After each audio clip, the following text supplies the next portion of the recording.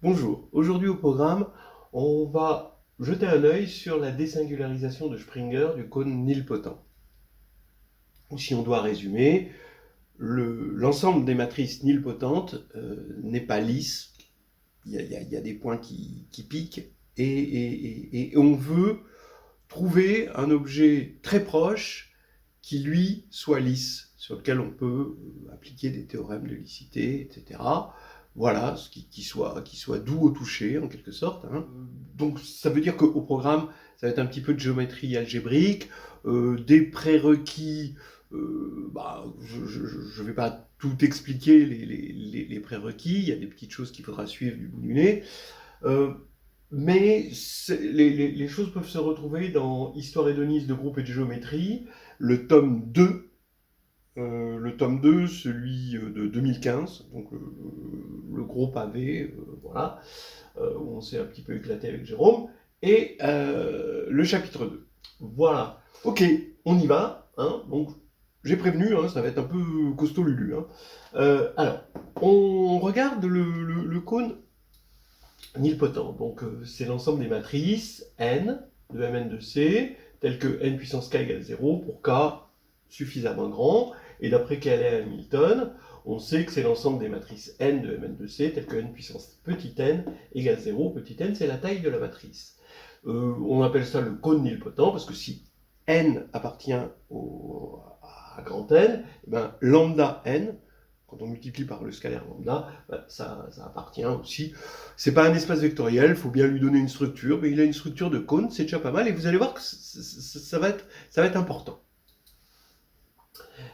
C'est une variété algébrique, hein, puisque finalement, qu'est-ce que ça veut dire une variété algébrique? C'est l'ensemble des zéros de certains polynômes. Quand on va écrire ici n puissance petit n là-dedans, eh bien, dans les coordonnées de n, on va voir arriver des polynômes qui vont tous s'annuler. Hein, et donc, bon, voilà, c'est une variété algébrique. On travaille sur C, on ne va pas se poser trop de problèmes. Je vais regarder... bon, on va revenir, ce sera l'exemple courant, hein, toujours essayer de concrétiser les choses en regardant ce qui se passe pour petit n égale 2, parce que là, les choses sont visibles à l'œil nu. Pour n égale 2, eh bien, ça, d'après Cayley Hamilton, ça veut dire que la trace de la matrice est nulle, et son déterminant est nul, et c'est ainsi et seulement si. Donc, on va avoir la trace nulle, donc si j'ai A là, j'ai moins A là, et le déterminant nul, ça veut faire que A2 plus BC est égal à 0. Alors, on va travailler sur R, encore pour voir encore mieux hein, ce truc à l'œil nu. Donc, ça veut dire qu'ici, on travaille dans R3, et dans R3, ça, c'est l'ensemble des vecteurs isotropes d'une forme quadratique de signature 2, 1, on voit ça avec la méthode de Gauss, très très facilement en écrivant, en décomposant BC en fonction de B plus C carré et B moins C carré. Et donc ça veut dire que, quitte à changer de base, on va avoir une équation de la forme x2 plus y2 moins z2 égale 0. Voilà, alors ça, c'est un cône, hein, d'accord, on connaît bien un cône par l'homogénéité, et c'est le cône d'Apollonius, hein, le cône tout droit, comme ceci, avec ici un point singulier, il n'y a qu'un seul point singulier, tout le reste c'est lisse, hein, tout le reste est doux, mais là, ici, il y a une pointe, voilà, c'est le point singulier. Et à cause de ce point singulier, il y a des théorèmes qu'on ne va pas pouvoir utiliser en géométrie algébrique, parce que c'est pas une variété lisse. Alors, qu'est-ce qu'on fait? C'est ce qu'on fait toujours en mathématiques, c'est qu'on cherche l'objet le plus proche, ou un objet assez proche de cet objet-là, sur lequel on va pouvoir appliquer les théorèmes, et ensuite revenir sur des propriétés grâce à ces théorèmes qui s'appliquent à des variétés lisses, pouvoir retomber sur des propriétés de cet objet. Donc en gros, qu'est-ce qu'on veut faire? Imaginez vous avez un ballon gonflable, il est tout dégonflé, donc il est tout fripé. Donc ça, les endroits où il y a des endroits où il est lisse encore, mais il y a des endroits où il est tout fripé.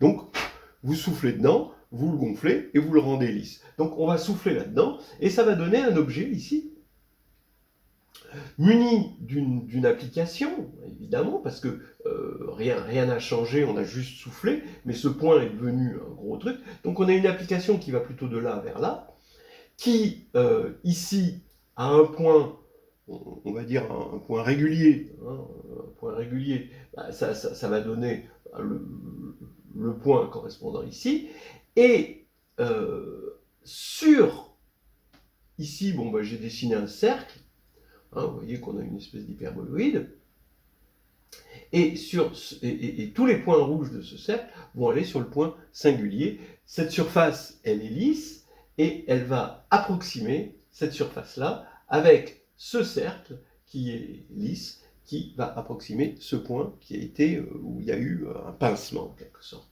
un froissage. Donc, en gros, une désingularisation, c'est ça l'idée, c'est-à-dire on veut une variété lisse, une application phi de V vers, ici, vers n, l'objet qui nous intéresse, de sorte à ce que sur un point lisse de n, donc sur ce point-là, vous voyez, la fibre, donc l'ensemble des points qui vont vers ça, donc phi-1 de ça, bah, c'est juste un singleton.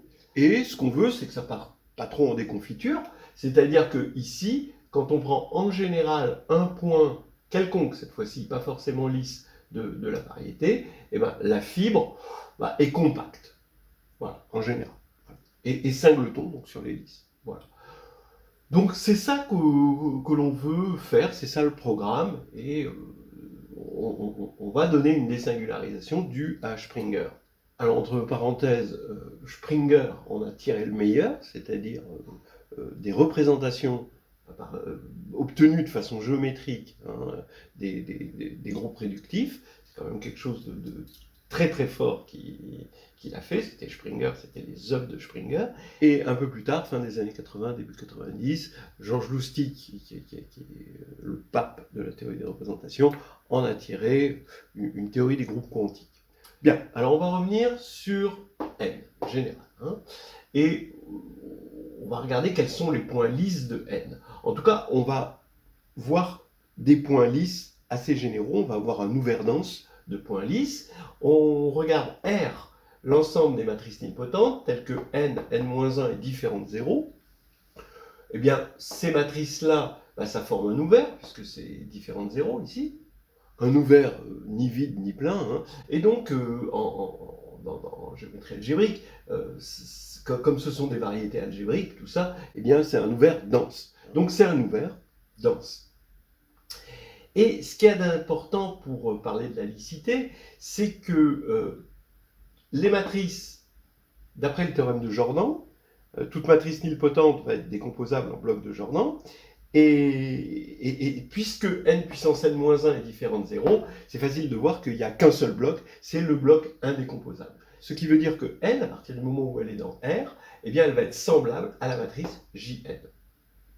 Ce qui veut dire que R, c'est l'orbite de Jn pour l'action par conjugaison du groupe GLN, voilà, hein, de C sur les matrices là nilpotantes. GLN.jn, donc l'orbite, c'est un espace homogène, c'est-à-dire c'est le quotient de GLN par le stabilisateur, et le stabilisateur de JN pour l'action de conjugaison, c'est tout simplement le commutant de JN, inter GLN évidemment.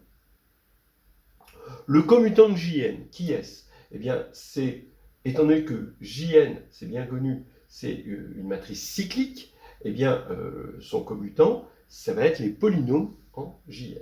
Donc ça va être isomorphe, comme espace vectoriel, à C de x, quotienté par le polynôme minimal de Jn, c'est-à-dire x puissance n.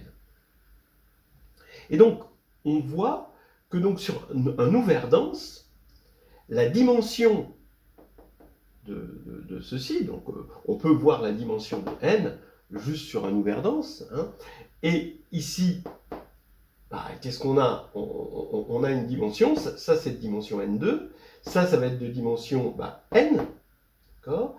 Eh bien, la dimension, alors je parle de dimension de variété algébrique, ça va être n2 moins n. Donc maintenant on attaque la désingularisation. Pour ça il nous faut la variété de drapeau, f, flag variety. Et on va avoir, qu'est-ce que c'est? C'est l'ensemble des n plus 1 uplé hein, de sous-espaces vectoriels emboîtés, comme ceci, de Cn, avec dim de Fi égale I. D'accord? G, bon, ce sera GLN, il agit sur F, bon, l'action directe, hein, donc G sur le n plus 1 uplé, ici, c'est G de F0, G de F1, G de Fn, etc., etc. Vous avez forcément, par le théorème de la base incomplète, c'est facile de voir qu'on a une action transitive, et donc on a un élément dans l'orbite qui est de forme normale, parce que si on travaille sur Cn, on a une base canonique, EI, et la base canonique, et donc on a un drapeau standard, ce qu'on appelle F standard, où les sous-espaces Fi, c'est juste les sous-espaces engendrés par E1 jusqu'à EI. Donc effectivement, ça grossit comme ça, et donc ce sera notre drapeau de référence, hein, le F standard. Bien. Le stabilisateur de F standard, c'est facile de voir que si on veut stabiliser tous ces sous-espaces-là, E1 jusqu'à EI, forcément, on est une matrice triangulaire supérieure. Et réciproquement, les matrices triangulaires supérieures vont stabiliser ça. Donc, le stabilisateur de F standard, c'est ce qu'on appelle B, le Borel, le sous-groupe des matrices triangulaires supérieures de G. Ce qui fait que F est en bijection avec G sur B. En fait, bon, ça va être mieux qu'une bijection, ça va être un homéomorphisme, et mieux qu'un homéomorphisme, ça va avoir une structure de variété algébrique. Ce qui va être important ici, c'est que F est compact.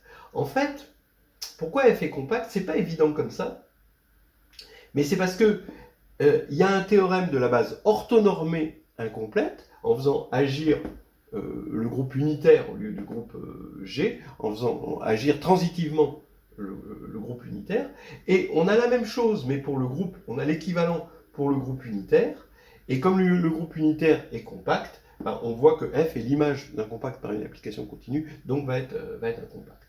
Donc ça va être important pour la compacité qui est demandée ici. Alors regardez ce que ça va être la désingularisation de Springer. On y arrive assez rapidement finalement.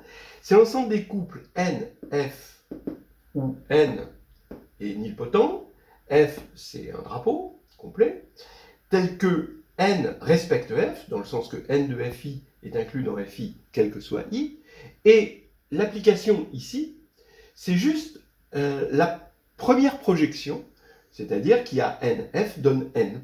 Voilà. Bon, donc ça va bien dans N. Donc, regardons les premières propriétés qu'on peut regarder. Pi moins 1 de 0. Alors, pourquoi c'est important de regarder pi moins 1 de 0? Je vous ai dit, on a un cône. Ce cône, c'est important que ce soit un cône, parce que dans un cône, quand il y a un problème quelque part, d'accord, dans le cône, eh bien, ce problème, vous pouvez le ramener en multipliant par lambda assez petit, à 0. D'accord? Parce qu'il est stable par multiplication par lambda. D'accord? En fait, le point 0, il va récupérer tous les problèmes du monde, quoi. Tous les problèmes du cône. D'accord? En gros, un cône, quand ça déconne, eh ben, ça arrive au sommet du cône. Voilà. Eh ben, on arrive ici à regarder 0. 0, c'est le pire, c'est la pire des singularités dans le cône, parce que c'est justement un cône. C'est le sommet du cône. Donc il faut regarder pi moins 1 de 0. Et effectivement, pi moins 1 de 0, c'est l'ensemble des drapeaux. Finalement, vous aurez 0 là. Quand vous regardez la fibre, vous savez que ici, la fibre de n, vous allez toujours avoir n. Donc vous vous occupez que des drapeaux que n stabilise. Mais quels sont les drapeaux que 0 stabilise? Tous. Donc c'est toute la variété de drapeaux ici. On va avoir toute la variété de drapeaux. C'est le maximum. Ce qui correspond vraiment, d'accord, quand c'est lisse, quand c'est le plus lisse possible, bah, c'est le minimum ici, pour la fibre, et quand c'est le moins lisse possible, le plus pointu, et bien là, c'est le plus froissé, hein, le plus chiffon, et ben là, ça va être le plus gros possible. C'est ça ce qui se passe quand on a soufflé dans un ballon. D'accord ? Bon, alors maintenant, je vais prendre un N, quelconque. Je vais vérifier cette compacité. D'accord ? Je vais prendre un N quelconque, et je vais regarder pi-1 de N, et je vais vous montrer que c'est compact. Ben, je ne vais pas m'occuper de N, N c'est bon, d'accord ? Donc la fibre, ça veut dire que vous avez N, donc je vais regarder juste les objets qui sont là. Je vais les regarder de la forme G.F standard, puisque on a une action transitive. Et donc c'est l'ensemble des G tels que N, F, I standard est inclus dans G, F, I standard. C'est-à-dire G-1, N, G stabilise le drapeau standard, donc appartient à B. Voilà.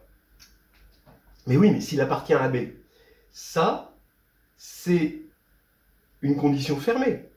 Parce que dire que ça appartient à B, ça veut dire que c'est dire que c'est triangulaire supérieur, donc c'est les zéros d'un certain nombre de polynômes qu'on va obtenir ici. Voilà. Donc ça va être des zéros, ça va être une condition donc fermée. Fermée dans F. Alors je suis en train de regarder, je suis dans F, je suis en train de regarder les G B bar. Cette condition est fermée sur G, mais l'application qui de G va vers G sur B, c'est une application ouverte, puisque c'est juste un quotient. Eh bien, ça veut dire que c'est l'image d'un fermé, mais dans un compact maintenant. Et l'image d'un fermé dans un compact, c'est un fermé dans un compact, et donc c'est compact. Donc ça va être compact, et voilà. Alors maintenant, on peut se poser la question, si on a un point lisse de n, est-ce que phi-1 de n est singleton? Ben oui, pareil, parce qu'il suffit de le regarder pour Jn, par translation. Et là maintenant, on va avoir Jn, on va avoir Jn, et ça c'est facile de voir que ça revient à dire que G est dans B, parce que ici c'est la matrice Jn. Donc ça veut dire que GB bar, ici, quand on regarde dans ce quotient, c'est-à-dire dans la variété de drapeau, eh bien c'est juste un singleton. Voilà, maintenant, qu'est-ce qu'il reste à faire? Il reste à voir, on va regarder l'exemple courant pour n égale 2. Qu'est-ce que ça donne, ce truc-là, pour n égale 2? Et ensuite, on va essayer de comprendre pourquoi cette variété-là est lisse. Voilà, et ça va nous amener à la notion de fibré vectoriel. Alors, on va regarder ce que donne la désingularisation de Springer dans le cas n égale 2, bon, et puis même dans le cas réel n égale 2, parce que, pour qu'on puisse le voir avec nos yeux. Alors, ça devient quoi? Donc, on a des matrices nilpotentes, des couples, hein, avec en premier lieu une matrice nilpotente de taille 2, bon, on va prendre réel, on va être sur R, et un drapeau hein, en dimension 2. Mais un drapeau, vous avez un espace de dimension 0, bon, c'est 0. Un espace de dimension 2, bon, c'est 2, bon, R2, là, ici, parce qu'on a décidé de travailler sur R. Donc finalement, la seule vraie variable, c'est F1, c'est-à-dire c'est une droite. Donc ici, on va avoir une matrice nilpotente de taille 2 et une droite, et il faut que la matrice nilpotente laisse stable la droite. Voilà. Donc laisse stable la droite, ça veut dire quoi? Puis on regarde l'induit du coup de n sur cette droite, comme c'est non injectif, forcément ce sera envoyé vers 0. Ce qui veut dire que c'est l'ensemble des couples n F1 avec n nilpotents, et F1 est inclus dans le noyau de n, puisque n de F1 ce sera forcément 0. Ok, alors qu'est-ce que ça peut être qu'R de n? Ça peut être soit F1, soit alors c'est de dimension 2. Dans ce cas-là, c'est R2, et dans ce cas-là, ça veut dire que n égale 0. Donc si je prends n différent de 0, ça veut dire que F1 est égal à ker n. Donc là maintenant, regardez, quand vous allez écrire que ker n est égal à F1, vous allez prendre F1, donc c'est la droite engendrée par un certain XY, N, vous allez le chercher de cette manière-là. Bon, ici, vous savez que vous avez moins A, bon, voilà, et que vous avez le déterminant qui est nul. Eh bien, ça va vous donner une équation, ça va vous dire que il va y avoir une droite de N qui va être engendrée comme ceci. Et bon, bah, si vous prenez les éléments qui ont pour base ici bah, la droite de pente nulle, bah, vous allez avoir toute une droite. La droite de pente 1, vous allez avoir une autre droite. La droite de pente infinie, vous allez avoir une autre droite. Mais c'est pas la même droite. Et la droite se modifie en fonction de la droite de base. Donc la droite des n se modifie en fonction de la droite de base qui a été, elle, symbolisée par un point. Voilà. Alors, là, regardez, ça fait une droite comme ceci, ensuite une droite qui va partir comme ça, ensuite une droite comme ça, ensuite une droite qui va descendre, et ensuite une droite qui se retourne comme ceci. C'est plus du tout l'idée qu'on s'était faite au départ de la désingularisation, c'est-à-dire que tout à l'heure, quand on avait notre cône, comme ceci, on avait imaginé un espèce de cylindre, bon, un peu échancré comme ça, et en fait, ce cylindre, c'est ce qu'on appelle un fibré trivial. C'est-à-dire qu'on a l'ensemble des droites, donc on a dit c'est G sur B, puisque ça c'est assimilable au drapeau, croix R, c'est-à-dire votre droite, ici. Donc là, vous n'avez rien du tout de très intéressant, c'est juste un cylindre, hein, donc il n'y a rien de nouveau à partir de G sur B, voilà, c'est le cylindre. Mais ici, c'est plus intéressant, c'est-à-dire que vous avez G sur B, mais votre droite ici va bouger, mais là ici, ça va devenir plus intéressant, c'est-à-dire que vous avez aussi un fibré, mais celui-ci n'est pas trivial, dans le sens que la droite, elle va évoluer, la droite qui est basée sur le point de G sur B va évoluer en fonction du point de G sur B, jusqu'à se retourner complètement au bout d'un tour. Ce qui va faire que ce ne sera jamais un fibré trivial comme ça. Ça, ce ne sera jamais ça. Alors ici, on va l'écrire G, croix, R, mais avec un sur B ici. Alors on va expliquer ce qu'on a fait. Ici, c'est un fibré trivial. Ici, c'est un fibré non trivial, mais c'est un fibré vectoriel quand même. Alors on va expliquer un petit peu ce que c'est. Voici un théorème. Un théorème qui explique bien ce qu'on est en train de faire en ce moment. Vous prenez G, un groupe algébrique, et H, un sous-groupe fermé de G. Là, ici, G, ça va être GL, N, et bon, ici, GL2, et H, ça va être B, le sous-groupe des matrices triangulaires. Bon, V, un espace vectoriel de dimension K, sur lequel H agit linéairement. Bon, là, ça veut dire que B agit linéairement, sur quoi? On le verra tout à l'heure, on a le temps. Alors, maintenant, on en déduit une action de H, une action du groupe H, sur G croix V, par... Alors, regardez, l'action, elle est à droite. Hein. L'action est à droite. H agit sur G croix V par GH et H-1 point V.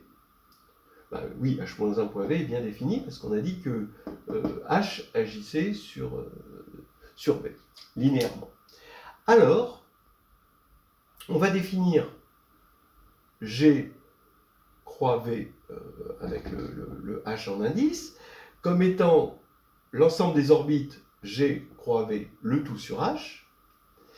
Et il se trouve que cet ensemble va être ce qu'on appelle un fibré vectoriel de base G sur H et de rang K. Qu'est-ce que ça veut dire? Ça veut dire qu'on va avoir une projection, d'accord, de notre ensemble ici sur G sur H. La projection, elle est toute simple. À G, V, on associe la classe de G modulo H. D'accord? Donc GH. J'écris G bar. Mais maintenant, qu'est-ce que ça veut dire? Fibré vectoriel. Ça veut dire que quand je prends un G bar ici, un élément ici, et je regarde sa fibre, c'est-à-dire l'antécédent, cet élément, eh bien, ça va être homéomorphe à V. Voilà. Ça va être homéomorphe à un espace. Alors, un petit peu comme ici, d'accord, où on regarde ici un point, d'accord, et quels sont, alors on a cette projection ici, et maintenant quels sont les points qui se projettent là, ça va être homéomorphe à une droite, ici, voilà. Maintenant, le fibré, il se doit d'être localement trivial, c'est-à-dire que on a dit que ça, c'était pas égal à ça, mais localement, oui. C'est-à-dire que si on prend U, un ouvert de G sur H, alors quand on sait mettre une topologie sur G, on sait mettre une topologie sur G sur H, et quand on va prendre un ouvert ici de G sur H, alors on va avoir ici un homéomorphisme entre la fibre P-1 de U c'est l'ouvert, et U croix V. Voilà. Ce qu'on n'a pas globalement, on l'a localement. Bien. Et on va avoir cet objet est un objet lisse. C'est ça qu'on voulait aussi, c'est qu'il soit lisse, parce que en fait, l'espace tangent en un point de G croix V sur H ici, c'est l'espace tangent ici à G sur H croix V. Alors V c'est un espace vectoriel, c'est lisse, et ça, ça va toujours avoir la même dimension. Hein. La dimension va rester la même, parce qu'il y a un groupe G qui agit dessus, et donc ça c'est un espace vectoriel isomorphe à un espace vectoriel fixé. Voilà, donc on a une stabilité, en gros, de l'espace tangent, de la dimension de l'espace tangent, donc c'est ça qui nous suffit pour nous convaincre que c'est lisse. Alors ce que j'affirme, c'est que cette désingularisation, hein, on avait vu qu'on avait une application qui allait de S vers N, d'accord. Maintenant, on va avoir une application qui va aller de S vers G sur B, c'est ça qu'on avait vu au départ, c'était ça l'intuition de départ, d'accord. C'est pour ça qu'on prend à la fois N et G sur B, c'est ça aussi l'intention. Mais l'idée, c'est que ce n'était pas G sur B croix les matrices triangulaires supérieures. C'est quelque chose de plus fin que ça. C'est un fibré non trivial. Regardez, on va prendre T, les matrices triangulaires supérieures. On a B, donc le sous-groupe de G des matrices triangulaires qui agit sur T par conjugaison, évidemment. Donc on est dans cette situation où on va pouvoir construire G croix, donc ça c'est un espace vectoriel, hein, G croix T sur B. Et je dis que on a un homéomorphisme, et même plus que ça, hein, c'est un morphisme de variété, entre cet objet et cet objet. Pourquoi ? Parce que on va regarder, on remonte à G croix T tout court, hein, donc à GT, on va lui associer GT G-1 et G qui agit, comme on l'a vu tout à l'heure, sur le drapeau standard. Bien. Et on passe au quotient, parce que ici, on est en train de regarder des orbites. Donc il faut montrer que c'est constant sur les orbites. Ben oui, c'est constant sur les orbites, parce que je vais prendre GB, et ici je vais prendre B-1 TB, comme c'est exprimé là, et là. Donc ici, ça va avoir exactement la même image, parce qu'il va y avoir B et B-1 qui vont se simplifier, etc., etc. Donc ici, on va avoir exactement la même image. Donc on peut passer au quotient. Maintenant, pourquoi c'est bijectif ? Il suffit de montrer que quand on part d'un élément ici, et qu'on regarde sa fibre, mais dans G croix T, eh bien c'est une seule B orbite. Voilà. Alors pourquoi c'est une seule B orbite ? L'idée est de se ramener à un cas de forme normale, et ce cas de forme normale, c'est quand le drapeau est standard. Comment je me ramène au cas où le drapeau est standard ? C'est en remarquant que là ici, j'ai une action du groupe G à gauche, je n'agis que sur G et à gauche. Donc il ne va pas y avoir de clash avec le B qui agit à droite ici, et G agit aussi sur S. Donc G agit sur N comme ça par conjugaison, et sur F point par translation. Et c'est facile de voir que cette application que j'ai construite, elle commute avec l'action de G, donc je peux me ramener, grâce à l'action de G, à un cadre plus simple, et je vais me ramener au cadre où F point, c'est le drapeau standard. Pourquoi? Parce que j'ai agi transitivement sur la variété de drapeaux, et donc je peux prendre le drapeau que je veux, et je vais prendre le drapeau standard. Donc je vais prendre N et le drapeau standard, et il faut que je montre dans cette situation-là que la fibre, ici, c'est une seule B-orbite. Bah oui, ce qu'on veut, c'est regarder la fibre dans G croix T, hein, comme ceci, c'est l'ensemble des GT, okay, tels que GT, G-1 égale N, forcément, et G.F standard, parce que l'application c'est G.F standard, doit être égal à F. standard. Bon. Ici, puisqu'on a ça doit être égal à ça. Donc ici, ça veut dire quoi? Ça veut dire que ça veut dire que G est dans le stabilisateur du drapeau standard, mais ça on a vu que c'était B, voilà. Donc G, c'est un élément qu'on peut appeler petit b, donc grand B. Et B, T, B-1 égale N, ce qui fait que T égale B-1 NB. Donc c'est exactement l'orbite de identité et N. Puisque c'est de la forme B, ça c'est G, et B-1 N, B. Voilà. Alors après, c'est continu. Voilà, c'est un homéo. On se sert du fait que G sur B est compact pour montrer que c'est un homéo. Voilà. C'était la désingularisation de Springer qui a eu des jours magnifiques au XXe siècle et encore maintenant, évidemment, et que vous pouvez retrouver dans Histoire de Nice de groupe et géométrie, chapitre 2, celui de 2015. Voilà. Voilà, comme dit mon dentiste, j'ai arrêté de vous faire des misères.